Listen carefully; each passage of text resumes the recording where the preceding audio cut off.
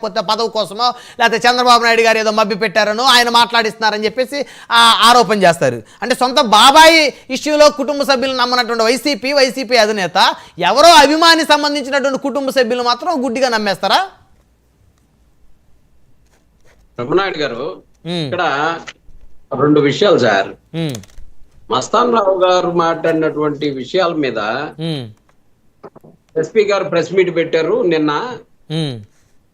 ఆ ఎస్పీ గారు press meet పెట్టినప్పుడు పోస్ట్ మార్టం రిపోర్ట్ లో బోన్స్ ఇరిగినాయని, ఊపిరితిత్తులు బాగా డ్యామేజ్ అయినాయని, లివర్ కూడా డ్యామేజ్ అయిందని చెప్పేసి రిపోర్ట్ వచ్చినది అన్నాడు.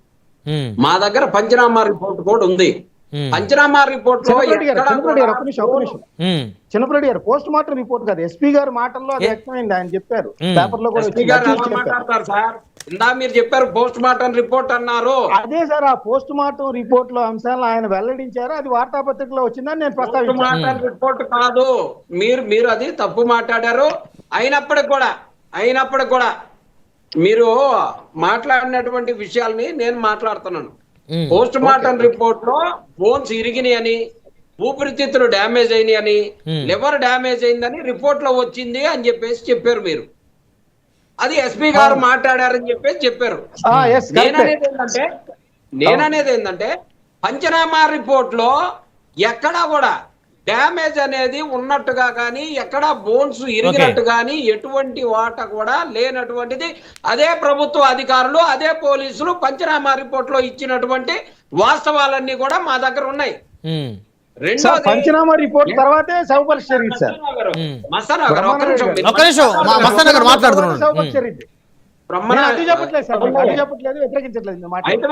మీ సమయం వచ్చినప్పుడు మీరు కంక్లూడ్ చేయండి. చిన్నరెడ్డి గారు సమయం లేదు సార్. అదే సార్ నేను మాట్లాడుతున్నాను.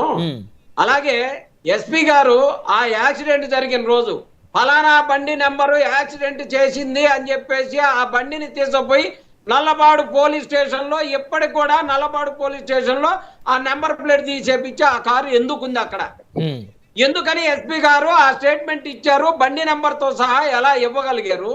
అదే బండి నెంబర్ ని మళ్ళీ తర్వాత జగన్మోహన్ రెడ్డి గారి బండి ఎలా అయ్యింది అన్న దగ్గర అంటే నేను చెప్తాను ఒక నిమిషం. ఫస్ట్ ఆయనకు వచ్చిన రిపోర్ట్ అది, తర్వాత దాన్ని క్షుణ్ణంగా పరిశీలించి పూర్తిగా విచారం చేసి అసలు ఏం జరిగింది వాస్తవం తెలుసుకున్నప్పుడు జగన్మోహన్ రెడ్డి గారి వెహికల్ కిందే ఆ సింగయ్య గారు పడ్డారని చెప్పేసి ధృవీకరించారు ఆయన. అంటే ఎస్పీ గారేమి స్టేట్మెంట్ ఇచ్చినప్పుడు ఆన్ ద స్పాట్ ఆయన అక్కడ సంఘటనా స్థలానికి వెళ్ళలేదు. సంఘటనా స్థలానికి వెళ్ళి ఆయన చూసి పరిశీలించి ఒక స్టేట్మెంట్ ఇచ్చి మళ్ళీ దాన్ని మారిస్తే ఖచ్చితంగా తప్పు. ఏదో ఆయన ఏదో ఎస్పీ గారు ఏదో తిరగాసు చేశారని మనం అనుకోవటానికి ఉంటుంది. లేకపోతే ఆయన వెళ్ళలేదు కదా. రమణాయుడు గారు, మనం అనేది ఏంటంటే ఎస్పీ గారు ఏదైనా క్లారిటీ లేనటువంటి సమాచారాన్ని ఎలా చెప్తారంటే, ఒక బండి కింద మనిషి పడి మరణం చెందారని అంటారు, కానీ ఫలానా బండి నెంబరు ఫలానా వాళ్ళది అని చెప్పేసి ప్రత్యేకంగా అక్కడ చెప్పడం జరిగింది. దానికి సంబంధించి ఎస్పీ గారికి పూర్తి సమాచారం ఉండే చెప్పారు, లేకుండా ఏం చెప్పలా. తర్వాత జరిగినటువంటి పరిణామాలన్నీ కూడా ప్లేట్ ఫిరాయించేటట్టు చేసినటువంటి. సరే సమయం లేదు, ఒక మాట చెప్పండి. ఇప్పుడు సింగయ్య గారి భార్య ఆరోపణ ఏంటి? జగన్ గారి కారు కిందే పడలేదంటారు. అసలు ఆవిడ జగన్ గారు కారు కింద పడలేదని చెప్పారు ఆయనతోటి. అసలు జరగలేదు, నేను కూడా అక్కడే ఉన్నానంటున్నా. ఓకే ఇంక వదిలేసేంట, సమయం లేదు. సురేంద్ర నాయుడు గారు రెస్పాండ్ అవ్వండి. ఆగండి ఇంకా చిన్నరెడ్డి గారు. ఇక అసలు మీరు ఆయన కారు కిందే పడలేదు అన్నప్పుడు ఇంక డిస్కషన్ అనవసరం. ఇంకా సురేంద్ర నాయుడు గారు కదా ఏంటి అసలు కారు కిందే పడలేదు అని చెప్తున్నారు ఫైనల్ గా.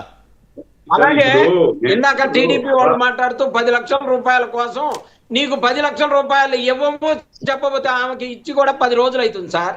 10 లక్షల రూపాయల కోసం వచ్చిన వాళ్ళు కాదు. మా అభిమాన నాయకుడు జగన్మోహన్ రెడ్డి గారిని అనవసరంగా కేసులో పెట్టారని చెప్పేసి ఆమె ఆ దినం కార్యక్రమం అయిపోయిన తర్వాత అయ్యా నేను జగన్మోహన్ రెడ్డి గారిని కలిసి మా కుటుంబం వల్ల ఆయనకి చెడ్డ పేరు రాకూడదు అని చెప్పేసి ఆమె కలిసి చెప్పుకుంటానని చెప్తే తీసుకెళ్లినటువంటి పరిస్థితి. దాన్ని కూడా 10 లక్షల రూపాయలు మేము ఇవ్వము నువ్వు చెప్పకపోతే అని బెదిరించారని చెప్పేసి మాట్లాడుతూ ఉన్నారు. వీళ్ళని వాళ్ళు అభిమానం ఉన్నోళ్ళు సార్, డబ్బుల కోసమో లేకపోతే ఇంకో దానికోసమో పేరు. చిన్నరెడ్డి గారు సురేంద్ర నాయుడు గారు